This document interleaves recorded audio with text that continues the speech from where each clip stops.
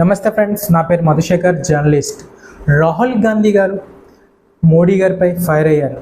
రాజస్థాన్లో మోడీ గారి ప్రసంగం అనంతరం రాహుల్ గాంధీ గారు తీవ్ర ధ్వజమెత్తారు.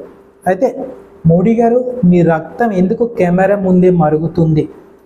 ఎందుకు మీరు టెర్రరిస్టులపై ఇచ్చిన రిపోర్ట్ పాకిస్తాన్ నమ్మారు? భారతదేశాన్ని ఎందుకు మీరు ప్రమాదంలో నెట్టేస్తున్నారని రాహుల్ గాంధీ గారు మోడీ గారి మీద ఫైర్ అయ్యారు. అంశాన్ని మనం ఇప్పుడు చూద్దాం. ఎగదోస్తున్న పాకిస్తాన్ విషయంలో తన రక్తం మరుగుతోందంటూ ప్రధాని మోడీ చేసిన కామెంట్స్ పై రాహుల్ గాంధీ ఫైర్ అయ్యారు. కెమెరాల ముందు మాత్రమే ఆయన రక్తం ఎందుకు మరుగుతుందంటూ ఎద్దేవా చేశారు.